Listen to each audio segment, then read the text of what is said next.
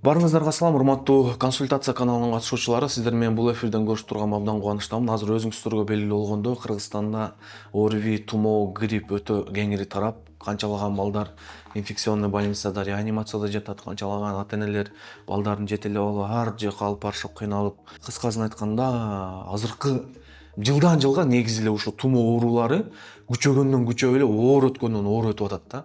Байкасаңыздар керек, себеби дегенде былтыр оор өткөн негизи, бирок быйыл ага караганда дагы да оорураак өтүп атат.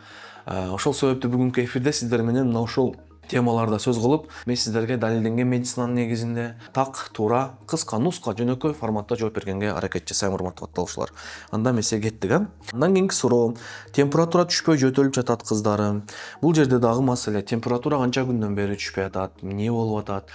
Мына ушул жерде дагы көңүл буруш керек. Негизи азыркы биздин эң негизги задача ушул температура, жөтөл, ОРВИ себептүү болуп атабы, же коклюш себептүү болуп атабы, же какой-то бир башка бактериальный инфекция себептүү болуп атабы. Ушул нерселерге жооп алыш керек да.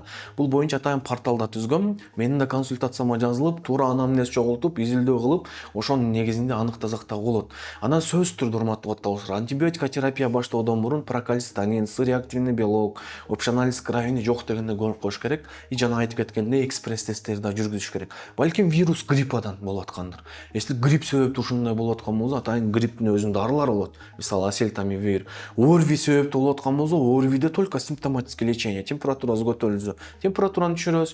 Жөтөл болуп атса, эгер 6 жаштан кийинки бала кызыңыз болсо, ага жөтөлгө каршы дары бересиз. 6 жаштан төмөн болсо, дренажный массаж. Анан дагы азыр көпчүлүк учурда жөтөл да, мен сиздерге айтып кетейин, синдром постназального затекания деп коет да, могу мурундун бүт баягы маңкалары бар го, маңкалар ошолор бөлүнүп чыгып, баягы кашлевой борбор бар. Кашлевой центрде эмне тамакта ушул кычтыра берет, тамактычы, могу гортань жакта. Анан ошону кычтыра бергенде дагы бала жөтөлө бериши мүмкүн. Ошондуктан ал жагын көңүл буруш керек.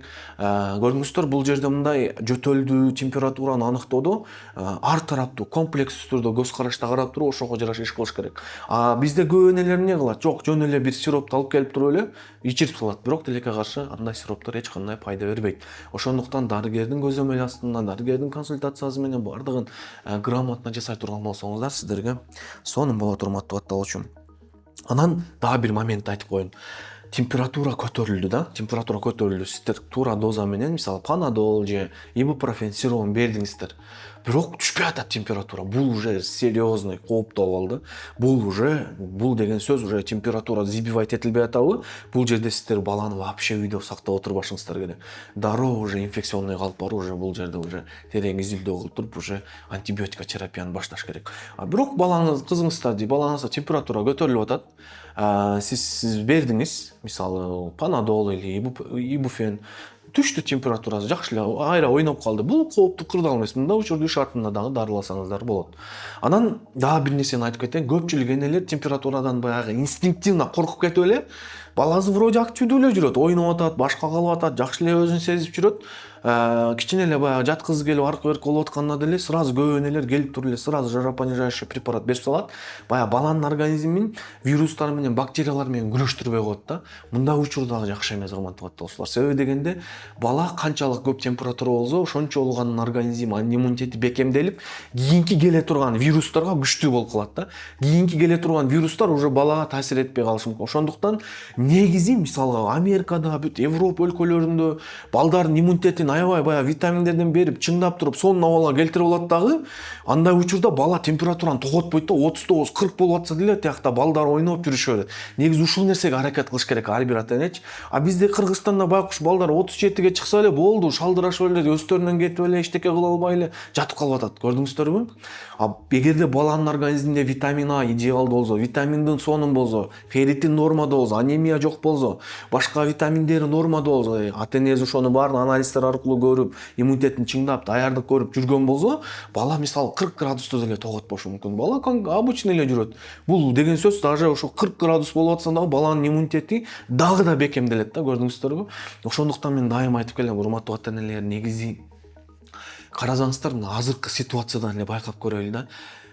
көпчүлүгүңүз ушу бала ооруп калганда эле анан ден соолугуна ойлонуп калып атасыздар да.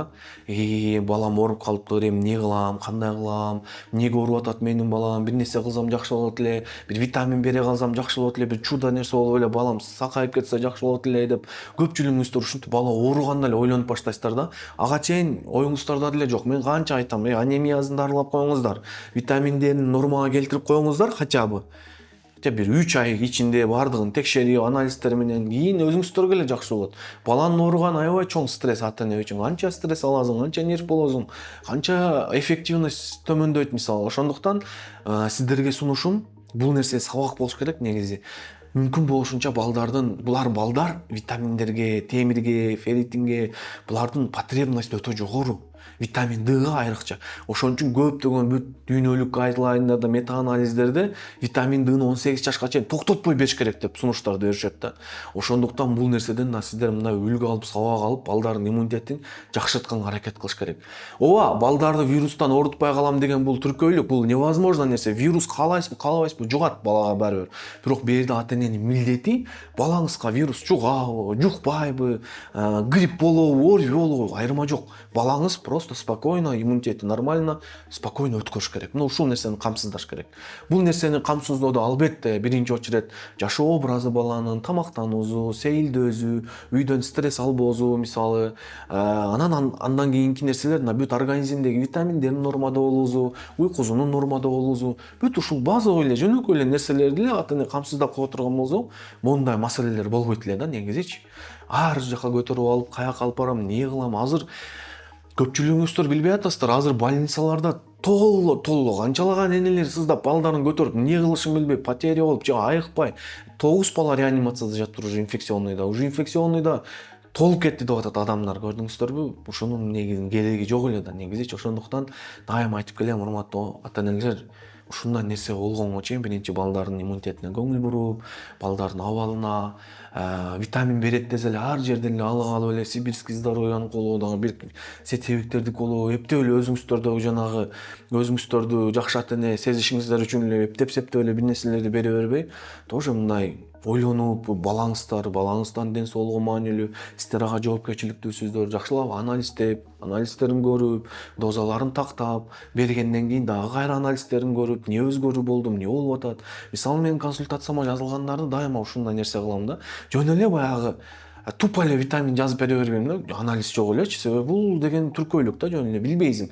Билбей эле витаминди, балким балада организмде нормальный витаминди мисалы, балким реал түрдө өтө жетишсиз, ар кимге ар кандай дозада керек болот. Бирок көп ата-энелер именно ушу баланын ден соолугу келгенде, именно ушу анализдерге келгенде аябай экономичный болуп, питир болуп калат да, жок. Зачем акча кетирип, зачем баламы кыйнап? Андан көрө азыр интернетке кире калайын да, кайерде ким витаминди мактап атса же подругасына чалат, балдарыңа эмне витамин берип атасың, мен да берейинчи. Подругасы айтат, ой, мону бердим эле, вообще балдарым оорубай сонун жүрөт дейт. Ошолорго ишенет дагы, жыйынтыгында эмне болот? Балдарына пайдасыз эле витаминдерди бере берет. Эгерде менин консультациямдын негизинде, менин кеңештеримдин негизинде балдарыңыздарга, өзүңүздөргө кеңеш алууну кааласаңыздар, ушул WhatsApp номерге жазып консультация алсаңыздар болот. Консультацияга орун барбы, жокпу, бүт ошол номер аркылуу тактасаңыздар болот. Орун болсо, сиздерди каттайт. Анан атайын ушул эфирге кошулгандарга баарыңыздар белгилүү болгондой, мен промокод берем дегем сиздерге. Айрыкча ушул кийим эгерде 6 айлык көзөмөлгө каттала турган болсо, мынакей промокодду мен бул жака жазып кетейин. Ошол промокодду менеджерлерге жөнөтсөңүздөр, сиздерге атайын өзгөчө арзандатууларды кылып берет. Ошол промокоддун жардамы менен консультацияга бүткүл үй бүлөңүздүн, өзүңүзгө, бала чакаңызга сонун арзандатуу негизинде жеңилдиктер менен консультацияга жазылсаңыз болот. Мынакей мен бул жака жазып кеттим. Негизи терең изилдөө кылып, анализдерди текшерип, бардыгын көрүп, бардыгын өз эрежеси менен кылып, идеалдуу болуу үчүн албетте консультациядан өткөн эч нерсе жок. Баарыңыздарга ийгилик жана ден соолук калып, мен доктор Турабеков.